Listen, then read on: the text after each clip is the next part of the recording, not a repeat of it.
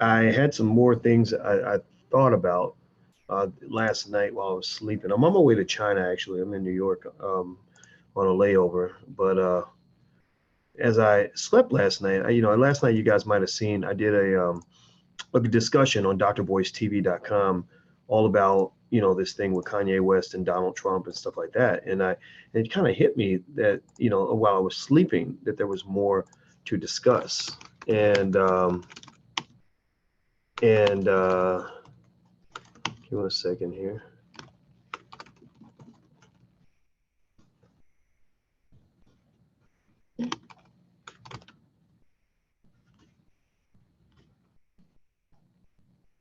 Yeah, so I was processing. I was so literally on the treadmill. Y'all know I've been on this journey to lose weight, and so as I run, a lot of times I solve the world's problems while I'm on the treadmill, and so as I was sort of thinking this morning, it kind of hit me that there was more to be said about this whole thing with Donald Trump and Kanye.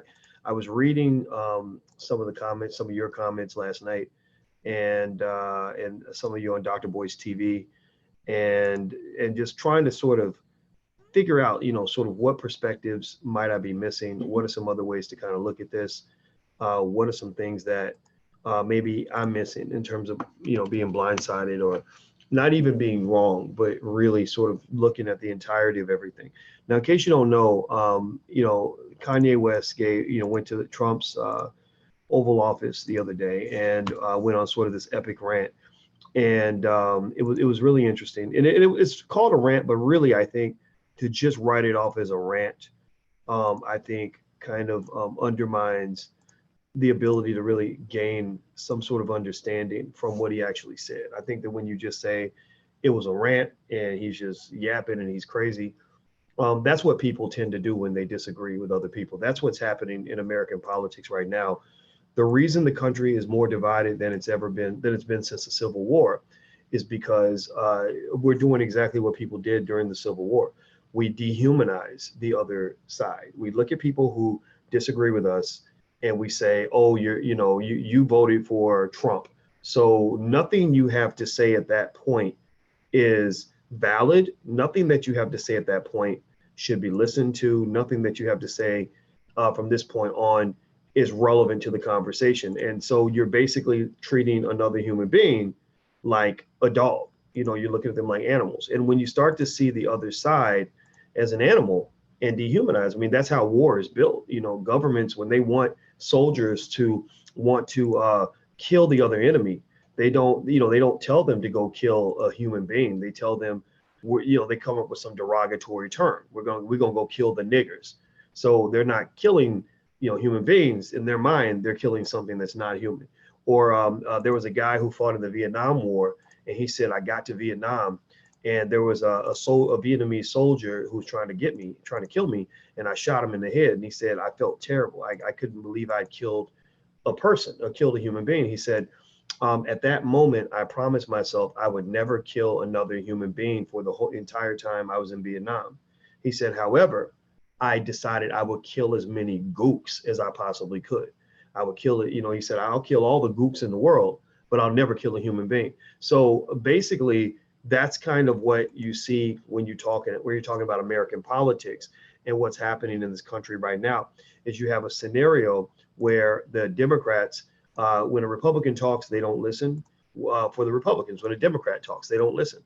Not all of them, but many of them. Many of them don't. The ones that have sense actually do. Actually, some of my best friends disagree with me politically, but I can separate who they are as people from what they believe politically. I would never unfriend them, on Facebook because you voted for Trump or whatever. Like I told you guys, I'm not supporting a Democrat. I'm not supporting any Republicans. I'm just not doing that. But just because you do that, that doesn't make me think that you're just an idiot or that you're a bad person. In fact, I know a lot of good black people, who are Trump supporters. I'm talking about good people. I'm talking about not coons, not idiots, not assholes, not Uncle Toms. I'm talking about just black people who are just like, look, you know what? Um, the Democratic Party ain't doing nothing for us, right? I know people literally where abortion, for example, in their mind, abortion is the killing of a child. Abortion is not, just, like, oh, I just went and had a procedure done. No, in their mind, they're like, no, you just killed a baby. That baby would have been out all cute and cuddly and crying, and you just cut his head off. You chopped him into little pieces and, whatever. Like, that's how they think. That's their process, right? And so in their mind, they literally believe, for example, that you can't support anybody that will kill a baby, right? Now, I'm not trying to say that that's the right point of view. I'm not trying to say that's how you should look at the world. I'm trying to say that there are people who see the world differently from you. And most people can't gain the intelligence or compassion necessary to be able to understand points of view that differ from their own. And that is the crisis called America right now. That's the tragedy called the United States of America. Once I had my leadership coach, once I, became the leader of my company and also began to lead people and influence people, I said, I want to make sure I do this right. I want to make sure I don't fuck this up and say stupid things that are going to hurt people. And so I got a leadership coach to help me understand how to be an effective leader. And one of the first thing she had me do was she had me take this personality test. It's at 16personalities.com. It's this test that you take that tells you, which of these 16 personality types you fit. And it was interesting. After I took the test, it turned out I was in this rare group. Literally 5% of the population was there. I was pretty proud. Martin Luther King was in this group and a few other people. And what she then told me to do was have everybody on my team, every person that works for me or with me, take this test to see where they stand. So so that they would know more about themselves, but also I would understand them, right? And so so everybody took these tests. Everybody had different outcomes. And she said, and that's what you have to understand as a leader voice, is that the way you see things is not how everybody else is going to see it. She said, if you have a person who, for example, let's use introvert, extrovert. She said, if an introvert and an extrovert are having a conversation, sometimes it can be an awkward conversation because the introvert isn't going to talk much. The introvert's going to be sitting there thinking and processing what you just said, and they're going to be quiet. Whereas the extrovert might be doing a whole lot of talking.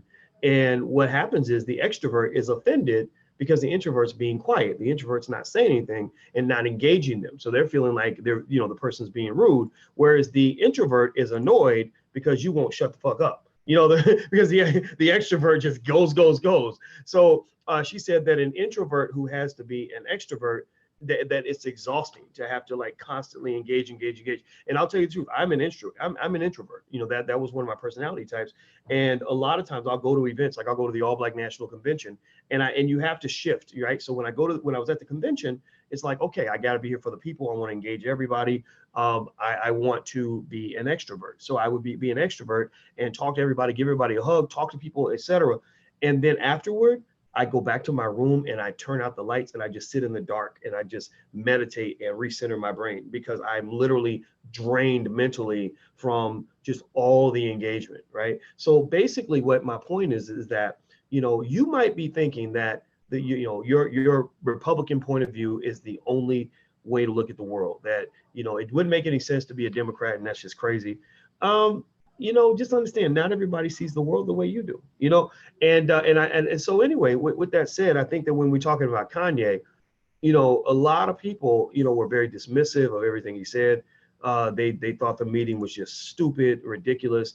They said, oh, he's just in there ranting and it's no big deal. And so I was listening to some people. I was listening to some black pundits, some of the Negroes on TV and some other people, and it was interesting that they were kind of saying sort of something very similar, that basically, which was actually true. They were basically saying that Kanye was being used by Trump almost like a prop, right? That Kanye is sort of, Trump's symbolic Negro, that he's a token, right? That basically, in order to get votes for the next election, Trump is using Kanye West as a person that, that he can just sort of pop out there as his token Negro. Now, here's the reality of that. That's absolutely true. I truly believe that Kanye is a token for Trump. I think that there's a lot of symbolism there, right? No question. I certainly will lay that on the table and say that that's true. Now, here's what you got to also think about, though. Do you really think that Donald Trump is the only politician that lives off of symbolism? that lives off of things that have flash but no substance. Now, I want you to go back and I want you to remember the Obama presidency. And I want you to think about all the times that the Obamas did things that were nothing but symbolic. Does anybody remember when Michelle Obama did a rap video? Anybody remember that? Y'all remember when Michelle Obama was trying to relate to black people? So she did a little video where she's like in the booth pretending to be Beyonce and stuff like that. Let me see if I can find this video. I'm gonna literally Google. I'm sure it'll come right up. Michelle Obama rap video. Here we go. Let me see. She did this video with this guy from Saturday Night Live. It was on College Humor, and basically she was. I'm gonna pull it up. But basically she was like pretending to be a rapper, and they were like, yeah, that'd be great, First Lady, do that. That'll make you more relatable to black people. What was substantive about that? Like, what about that particular, about that particular episode, do you think, has any sort of political relevance whatsoever? There's nothing that has political relevance with that, other than the fact that it makes her and Obama more popular, right? More popular with black people. Do you remember when, what was it? Al Green, or sorry, Obama was on stage singing Al Green songs. Y'all remember that? Remember when Obama was like singing, like basically sing, what was it? It wasn't Love and Happiness. It was the other one. I forgot which, maybe it was Love and Happiness. I'm so in love with you. Remember that? And he basically was doing that to appease black people. Do y'all remember when Obama was on stage singing, what was that? They did more sing. I mean, seriously, let's just be real. The Obamas, I don't know if it's just because they're black or they just happen to like to sing and dance, but they literally did more singing and dancing than any first lady and president I've ever seen in history. Michelle Obama was doing the Dougie. Obama really couldn't dance. Michelle was the dancer. Obama would sing. They did a lot of singing and dancing. And if you think that that's not deeply connected to the history of black people singing and dancing to entertain white folks, then you're out of your mind. That's what that was. They're carrying on the great Negro tradition of basically cooning for cash, right? So I'm not making fun of what they're doing in the sense of saying like, oh, that was stupid, that was bad. I'm just saying that all these politicians do that. All these politicians have their tokens. Kanye is Trump's token Negro. Al Sharpton was Obama's token Negro. Because really, when you saw Sharpton go, he visited the White House 57 times. And in those 57 times, there was never a point where they really came out with any substantive policy measures that benefited black people. That nothing came out of those meetings. Nothing.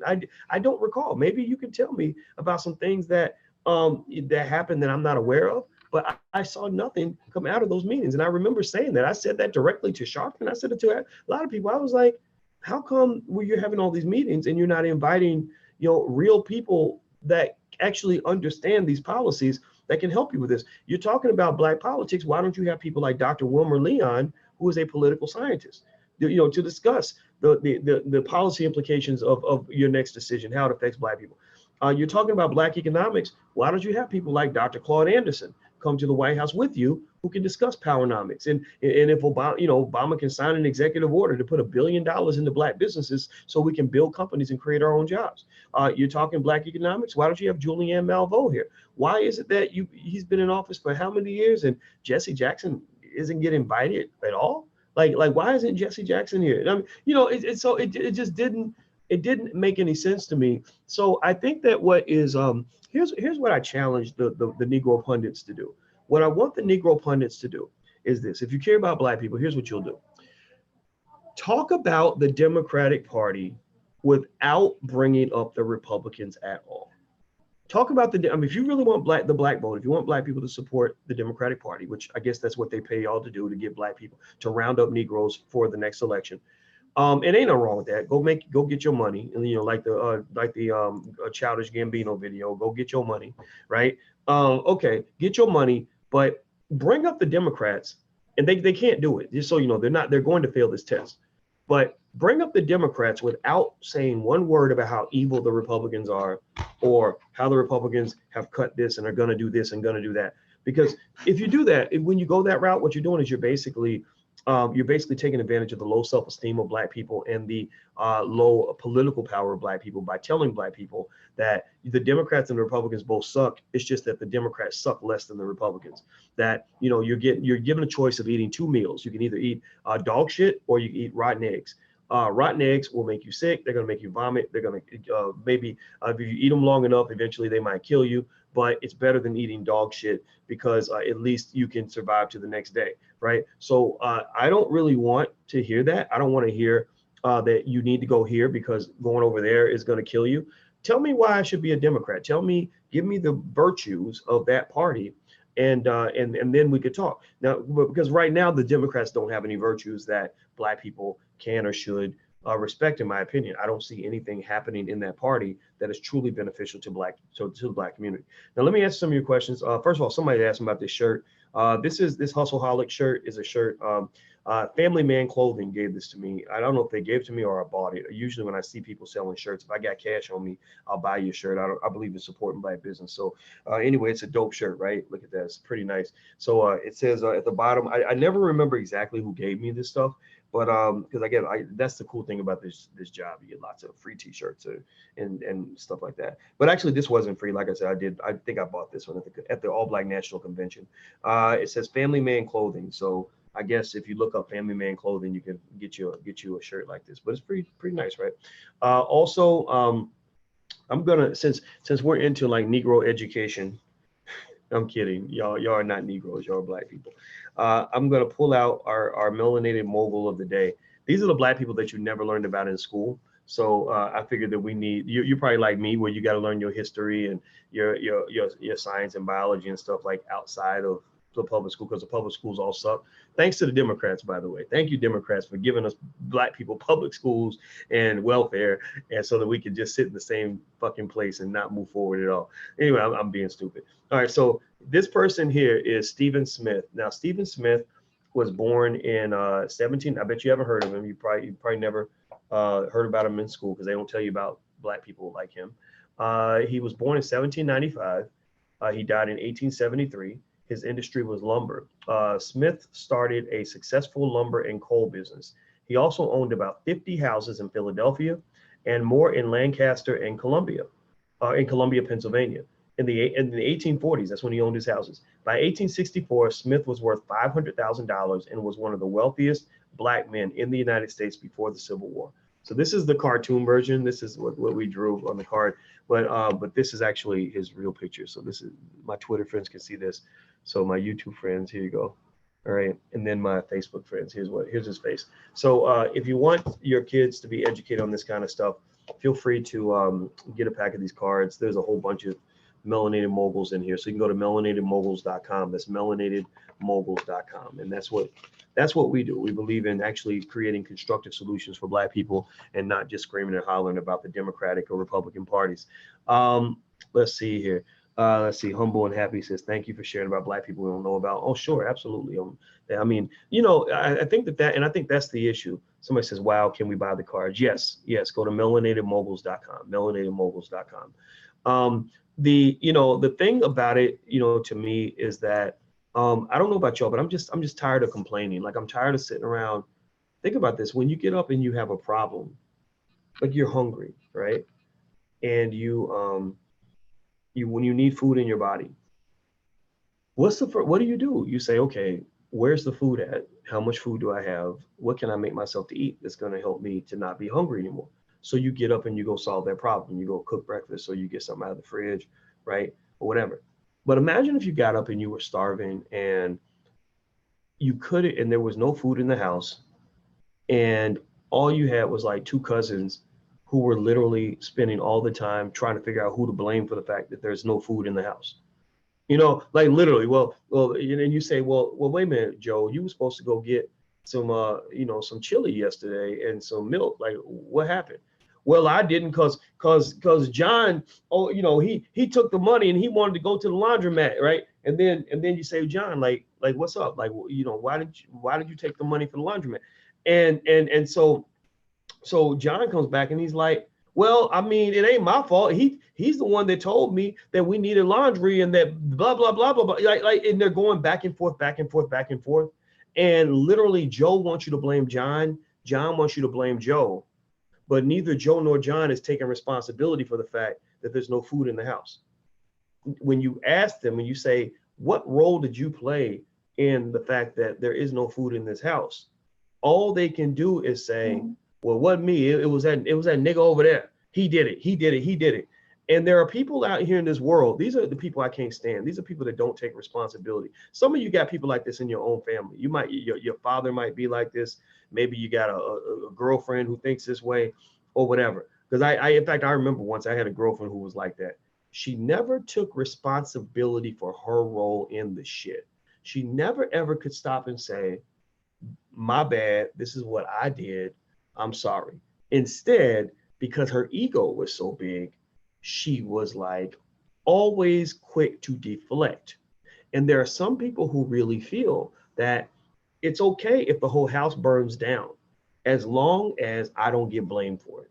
As long as you don't put that shit on me, then it's all good. And that's the problem with America right now. The Democrats and the Republicans don't care about America, and they don't care about you. They show as hell don't care about you because they don't even care about their own country. They don't. They do not care about this country because they know the country's headed to hell in a handbasket. The debt level has reached a height that we will never, ever surmount. Our grandchildren are financially fucked. Excuse my French. They are screwed.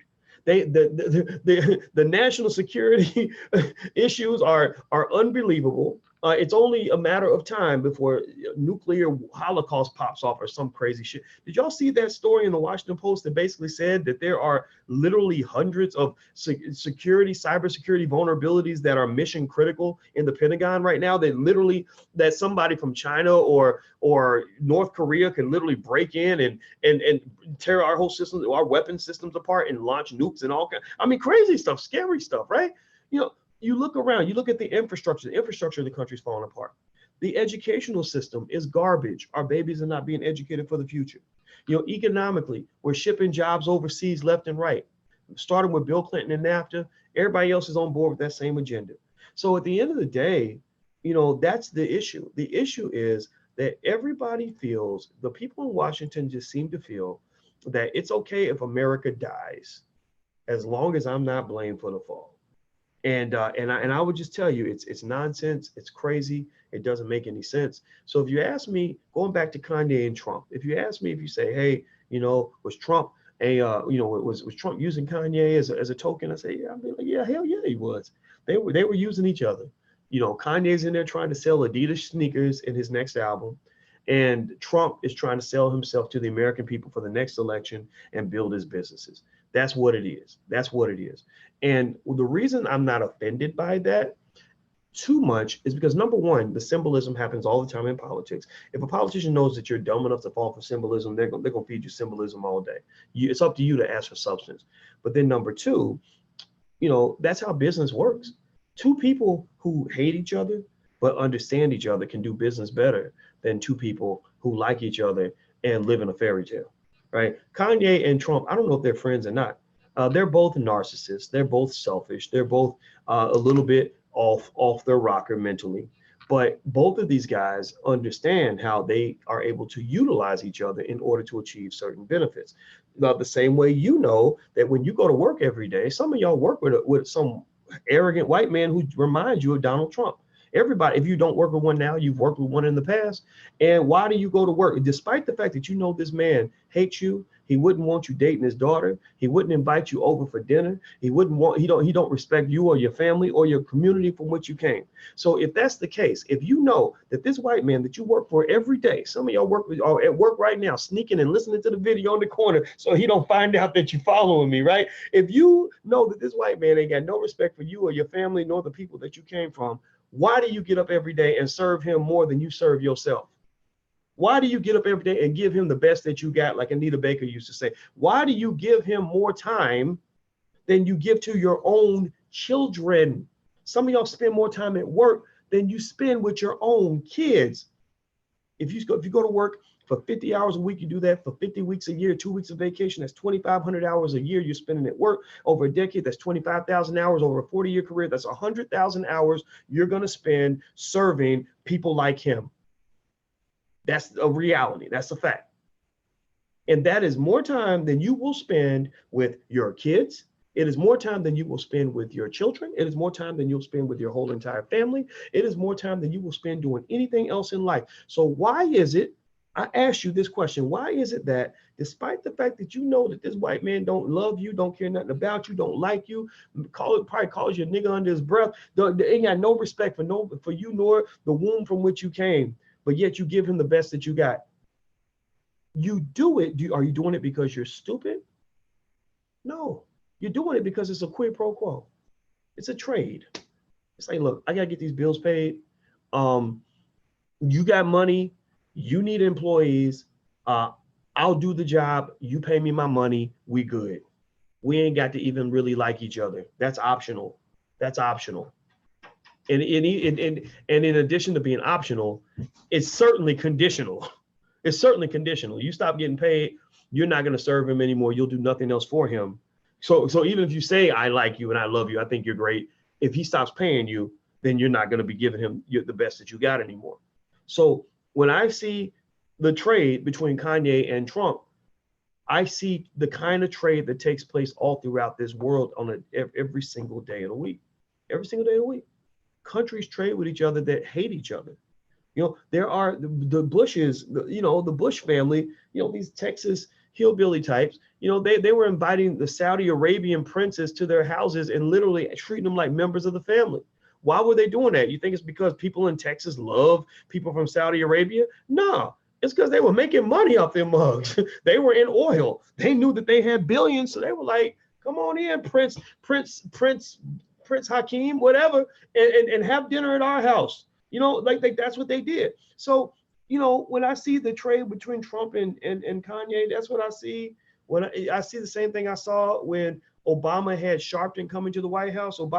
His people were like, look, we need to control the black people. You can help us do that. We'll elevate you. We'll make you an important person. Because remember, before that, he was a fat guy who wore lots of sweatsuits, who had a perm in his hair, right? He'd become kind of a joke at that point. But they elevated him to this statesman role. And if you think that him getting that show on MSNBC was a coincidence, you're out of your mind. Him having proximity to the White House probably played a critical role in him getting an opportunity on MSNBC. So Sharpton's like, well, shit, this is a come up for me. This is my opportunity to go in and get what I need. I need the National Action Network was suffering financially before Obama got into office. Obama made sure that those economic problems went away. He did a lot to help them to bolster in additional funds. So I'm not even in that relationship. I just call it for what it is. I don't think it's stupid. In fact, I will say this. Al Sharpton is actually one of the smartest people I've ever met. And I'm not joking. I sat next to this man for hours and hours and hours, and I pay attention to people's intellect. I don't care where you went to school or what degrees you got. I listen to how quickly you process information, how you retain information, your social intelligence. I watch everything. I told you I'm an introvert. Introverts just sit back and chill in the cut and just kind of watch. I watched him. That is a very smart man. Obama, a very smart man. So two very smart men made a deal where there was mutual benefit to both sides. It's only black people as a collective, it's only the rest of the community that gets caught up in all the emotional nonsense. Like, oh, I love him, he's my Jesus, and all this other stuff. I literally saw a lady at an event that I spoke at right when Obama got elected, and it was right when Obama had gotten inaugurated. So the energy was real high, everybody was really excited, and they literally were singing "We Shall Overcome." And they changed the words of the song to "We Have Overcome." The choir director took the liberty to change the words of the song and literally had all these Negroes singing "We Have Overcome" because Obama was in the White House. And then I remember I was sitting there talking to some people, and old lady came up, about 75 years old, and she had this big, beautiful painting of Barack Obama. And I said, oh man, that's a beautiful painting, man. Where'd you get that? And she said, oh, I bought it over there. She said, I'm gonna take it home and I'm gonna put it right next to my pictures of Martin Luther King and Jesus. And I just sat there and I just said, Lord have mercy, what am I going to do? This is killing me. I can't take this. My head's about to explode. Of course, I'm not going to lecture some 80-year-old lady. She's just happy. She's emotional. She's feeling good. But I think at the end of the day, Somebody has to have these conversations so that we can elevate our thinking. We have to elevate. If we don't elevate our thinking, then we'll never win. We'll never win these battles. We'll always lose. And the worst thing about losing is not just losing itself. It is when you lose and you don't know why you keep losing. It's when you're always in last place, but you can't figure out why. You're like me when I'm running. When I'm running, I swear to God, every time I'm running, I feel like I'm going 100 miles an hour, and then people will just run right past me, and I'll be wait, we're moving. I feel like we're moving the same speed. How come they're going so much faster than me? And that's how Black people feel. I think Black people feel like we don't know why we're working so hard. We work harder than anybody. We sacrifice more than everybody. We push as hard as we can. We do what we can with what we got, and yet somehow we always end up when the dust is clear, and we look at the scoreboard. It's always white supremacy 138, Black people 12, and we're like, how did that happen? So somebody got to do a forensic investigation to figure out how Black people didn't score anything and white supremacy got all the points. So maybe some of your teammates are not really your motherfucking teammates. Maybe some of the people that told you they were scoring points on your behalf were actually giving the ball to the other team secretly, or logging points in the record book for the other team and taking money in exchange for that. Did you ever think about that? Did you ever think that perhaps the reason you can't win is the people that you support are not supporting you? And I think that's what we, as Black people, I think we have to kind of figure that out. Figure out what that looks like. What's going on here? Do me a favor, hit the like button, share button, and subscribe button. If you're on YouTube, please take 1 second, hit the thumbs up button. Also, if you want to help us to build our Black media outlet, we feel it's very important for Black people to have our own media. We actually have a page on Patreon where you can become a member of our Society of Intelligent Black People. You can go to intelligentblackpeople.com. That's intelligentblackpeople.com. So getting connected on any level will allow us to continue to do what we're doing to reach more people and to create powerful content for you. If you followed us long enough, you pretty much know that we're in this for real. We make more videos than anybody. We probably made 20,000 videos by now. And I'm not going to stop. This is going to keep going every day. And also, our goal is not to say what everybody else is saying. Our goal is to say something different. So the URL, somebody please type that in so other people can see it. It's intelligentblackpeople.com. So type that in, intelligentblackpeople.com. All right. So let me see. I'm going to look at a couple of your questions. We shall overcome someday, says Deborah. That's funny. I love it how you guys just start these side conversations.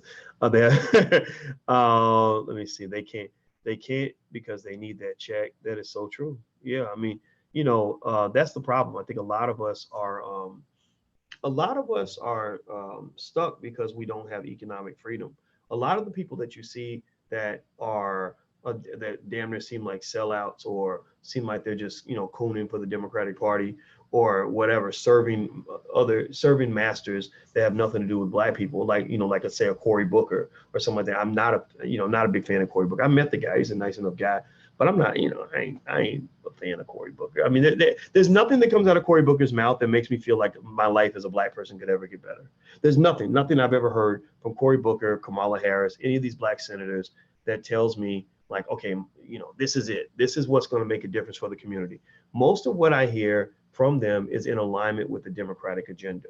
The Democratic agenda kind of dominates everything that they say. They're just sort of Black. They're white. They're really white Democrats in blackface. That's pretty much what they are. They're not truly Black politicians. And the reason they do this is because the Democratic Party, they're a bunch of gangsters. They got a lot of money and a lot of influence, and they kind of control people. So if you saw Cory Booker really going off the ranch and really representing Black people in a significant way, he's probably going to disappear. He's not going to be in the Senate anymore. They're going to make sure he gets out of there. And so anyway, but this doesn't let the Trumps off the hook or the Republicans off the hook.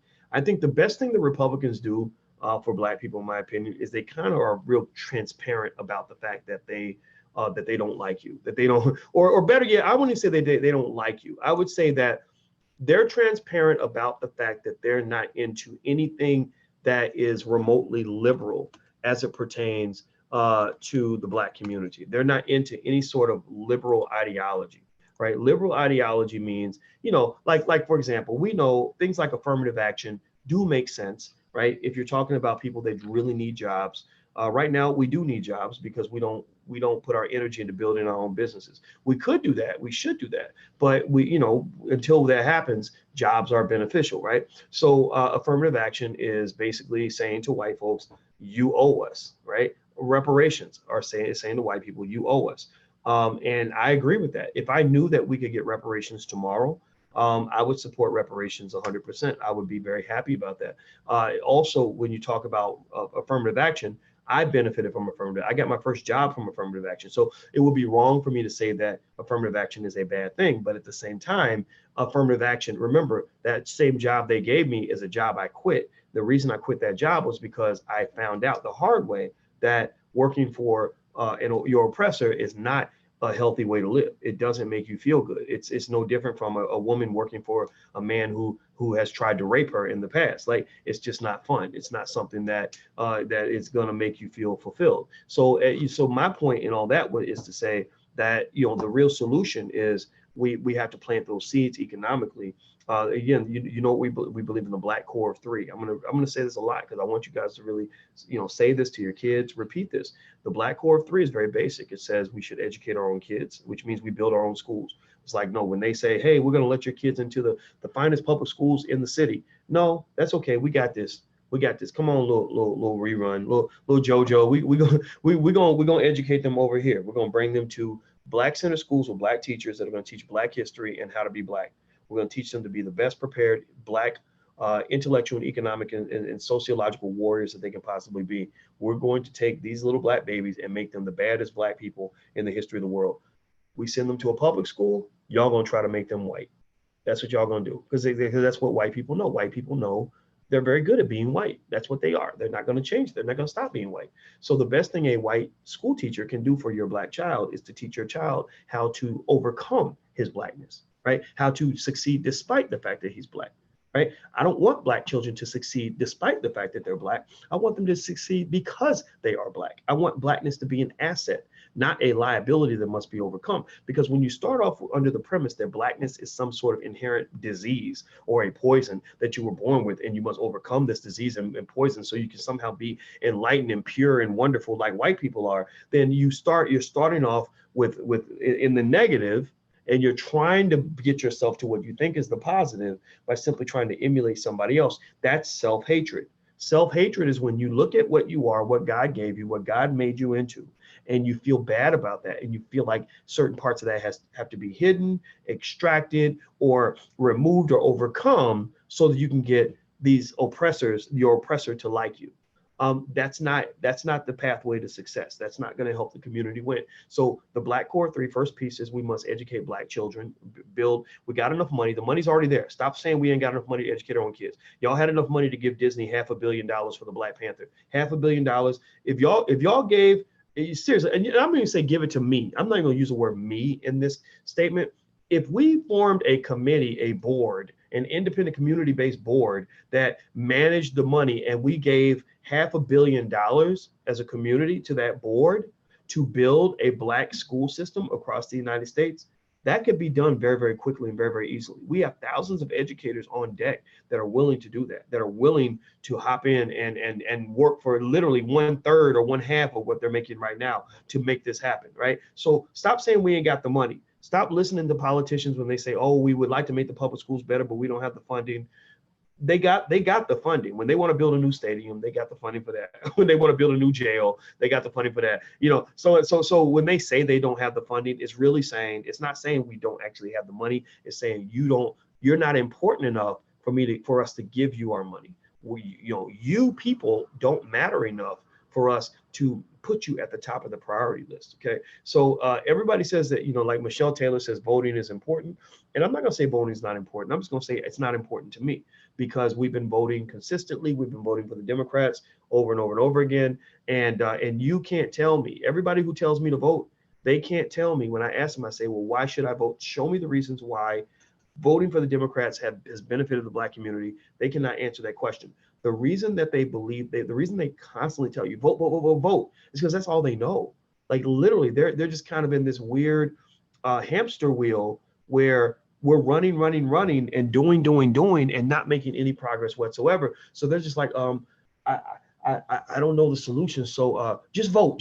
Everybody vote. Everybody, we're gonna rock the vote. We're gonna rock the vote, because it makes you feel like you're doing something. Because what happens is, what's going on is, oppression is building up all this nervous energy inside of you, this anxiety inside of you, and you need to let it out somehow. So it's almost like, if I'm mad at somebody, if I feel like if I'm locked up in a cage that somebody put me in, and I want to beat them up and punch them in the face, and I can't actually get to the person to fight them, what am I going to do? I'm gonna punch a wall. I'm gonna punch a wall, as if punching that wall is somehow helping to solve the problem. And it's not. What it's doing is it's releasing excess energy in a wasteful fashion, so that I can feel like I'm doing something because my body's telling me to do something, right? So voting is kind of the same way. You're releasing all this energy and all this enthusiasm to do something, because you don't know what to do. You don't have anything else you feel like you can do that's actually going to solve the problem. So what I'm trying to help with is saying, no, there is actually some stuff that we can do that will solve the problem. Build your own goddamn schools, period. Don't even support the African-centered schools that are out here. Do you know how many great Black schools there are out here in this country? So around the world, we actually created a database of all the Black-centered schools that are out there. Don't just buy Black, educate Black. Don't just buy Black in the mall when you're buying shoes and shit. Buy Black when you're talking about where you're going to send your kids. Buy Black with your tax dollars. The website is teachourownchildren.com. If you go to teachourownchildren.com, we've got a whole interactive map of African-centered schools all throughout the United States. I was the first one to give money. We gave I think a total of about $12,000 to Freedom Home Academy International in Chicago, to take the lead, to kind of show like, look, we believe in this. We're not just telling y'all to do it. We want everybody to do it. And Freedom Home Academy also got an influx of donations because we made that first donation. But what I encourage you to do is to keep giving, keep giving, keep giving. That's why white people have such strong institutions, is because they keep giving to their institutions. They don't just do it one time. They keep supporting them. They understand it's important for them to they know it's important for them to support their institutions if their institutions are going to thrive. So feel free. The website is teachourownchildren.com. We've given. I hope you guys will give as well. Also, what was I saying? The Harvest Institute, Dr. Claude Anderson's think tank, harvestinstitute.org. That's harvestinstitute.org. That's another great place you can give. And there's just ways to solve the problem. So the Black Core 3, educate our own kids. 2, create our own jobs. Every Black child should know how to start a business by the age of 12. He should know how to start a business before he learns how to throw a football or dribble a basketball. How about that as a benchmark? Why don't you make that a benchmark? My kids will know how to start a business and invest before I ever teach them how to throw a football or dribble a basketball, or before I tell my daughter how to twerk, or how to join the cheerleading squad, or how to do whatever the latest dance is, or whatever. Like you can do all those things, but do those things after you teach your children how to protect themselves economically. Because if you don't do that, then they're going to become slaves. If you can't protect yourself economically, you will be a slave. That's how capitalism works. Capitalism is very simple. It's basically slavery. Capitalism is what made slavery into what it was. That's why they couldn't let go of slavery, because of capitalism. So basically, the fact is that you think that to be a slave, you have to be unpaid. That's just not true. A lot of people are slaves and they're making lots of money, right? Paid slavery is actually more popular and more prominent than unpaid slavery anyway. So basically, if you want your children to survive in a capitalist society, if you want your children to survive in a capitalist game, you must teach them how to play that game. If they cannot play that game, then they will get played by that game, right? That's all it is. Seriously, you put your child on the football field, they need to know how to play football. They need to be trained. They need to know how to put on some pads. They need to have an offensive and defensive strategy. If they do not have a strategy, then basically at that point, all they can do at that point, if you put that, imagine that you took your 10-year-old son and you dropped him in the middle of a football game between the Pittsburgh Steelers and the Dallas Cowboys. And so you got these big, strong 300, 200, 300-pound men, like on steroids, running at each other at 100 miles an hour, about to smash into each other. And your son's right in the middle of the field. He's probably going to die, right? He's going to get hit and he's going to die, right? So at that point, the only way he can survive in that game that he's not prepared for is to serve somebody that's going to protect him. So he might go up to the Dallas Cowboys and say, hey, I know Jerry Jones is a racist, and I know you guys are probably going to make me your bitch, but I will do whatever you need me to do in order for you to protect me from the Pittsburgh Steelers, because they're coming, and if they hit me, I'm going to be hurt. So I need some protection. So they'll say, okay, all right, bitch, we'll protect you. But here's some things you need to do for us, right? Here's some things you need to do for us, right? And it can be anything. And he pretty much has to do it because he has no choice, right? Now, so the alternative is if you prepare him, to play the game. If you go into a football field and you've been lifting weights, an offensive defensive strategy, you've been shown the rules of the game, where the big hits are going to occur, how to position yourself, how to get in the end zone, how to actually score some points for yourself, then you're going to be in a better position. So when our kids come out of school, and they don't even know the difference between being a producer and being a consumer, then they're pretty vulnerable. They're going to get played. They're going to get hit. They're going to get slammed. When they come out of school, they don't know how to make an investment. They come out of school, they don't know how to create a business. They come out of school and all they know how to do is go beg for a job. Then what you've done is you put them in the big game, the big football game called American capitalism, where all these companies they are basically run by people who've been trained since childhood to play this game, like the Steelers and the Cowboys, and hit each other hard at 100 miles an hour.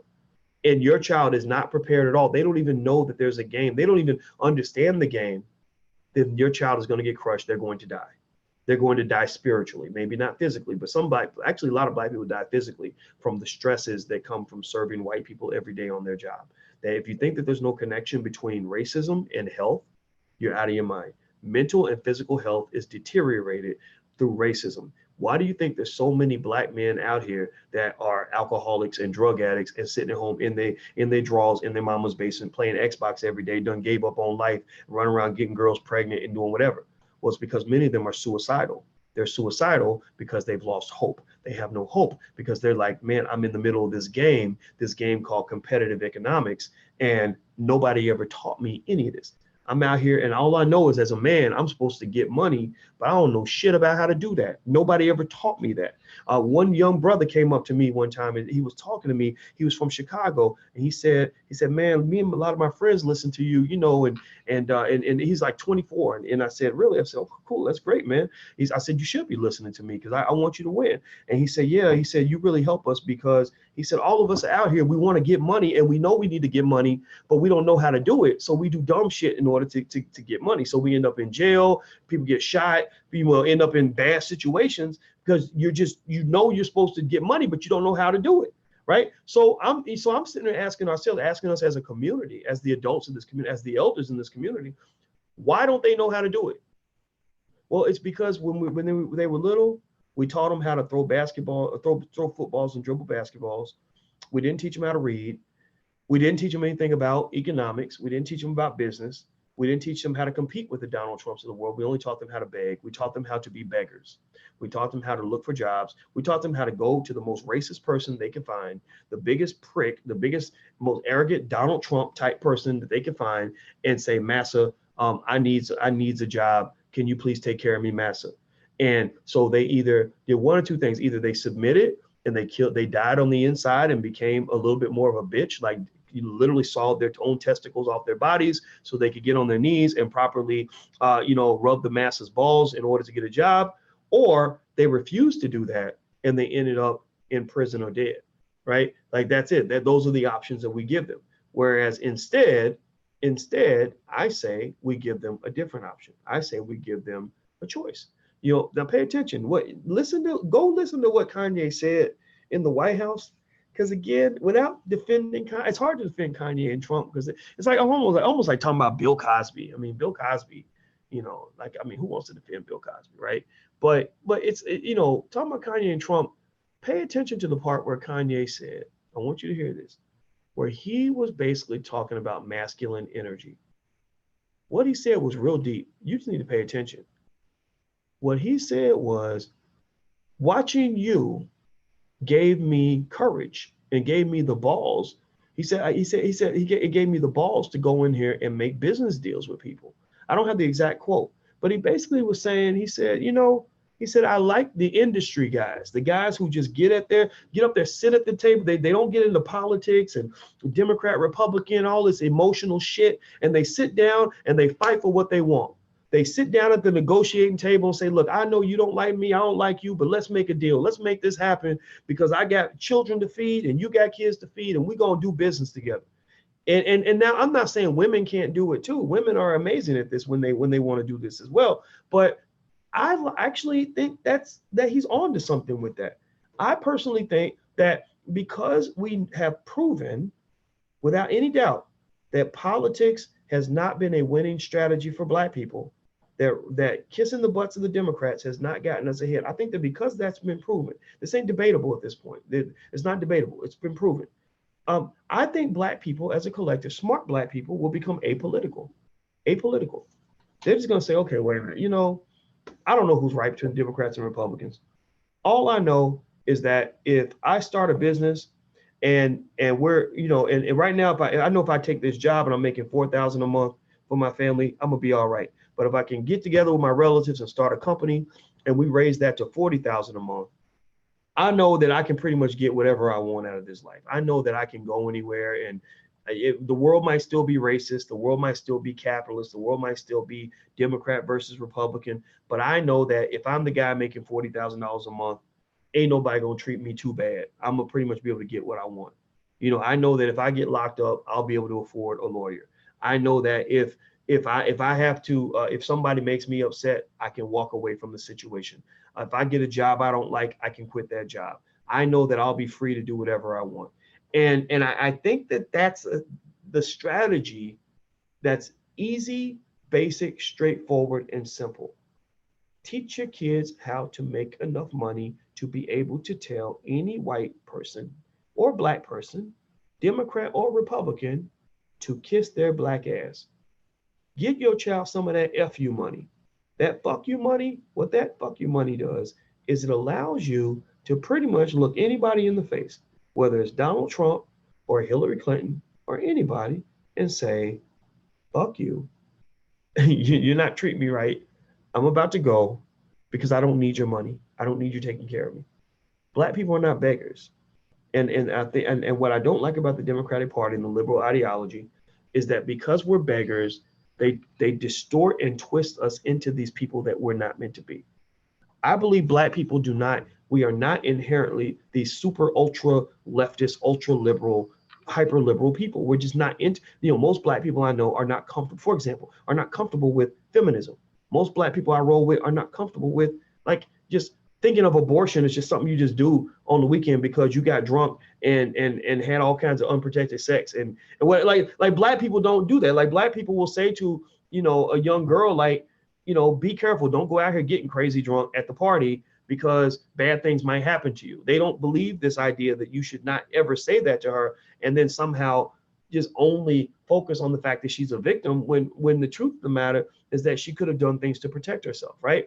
Most Black people I know are not deep into some of these other issues that the immigration issue. Most Black people I know ain't really running around talking about, oh, they're separating families at the border. That's such a tragedy. That's the worst tragedy in American history that, 10,000 kids, have to stay in a Walmart for 2 weeks because they took them away from their parents. They're like, wait, what you talking about, man? My mama was on crack and my daddy was a pimp who got shot in the head on my street. But after he got home from jail, we living through some real shit, and y'all trying to expect us to muster up sympathy for some people that tried to break in across the border and got separated from their families from 2 weeks. Now, again, I'm not saying that these things don't matter. I'm just saying that part of the reason that you see so many of your most prominent Black people out here putting on a monkey suit is because you don't have any economic power. You don't have economic power. You don't have a lot of willpower when it comes to collecting your resources and defining your own destiny. And also, you don't have a lot of educational power. You can't control and educate your own kids. So when Dr. Claude Anderson came in, I like his message because basically he gave you a plan. He gave you something that most of these Black Democrats and Black political pundits can't give you. They can't really give you a plan. The plan is, let's go vote for a Democrat. That's the plan, right? But they can't give you a deeper plan that actually leads to Black empowerment, right? So Claude Anderson's plan was very basic. He said, number one, get you some money. When you get your money right, you kind of do whatever you want. That's it. Seriously. Communities that have money, they can change whatever people are trying to do, right? Get your money right, then go buy your politicians.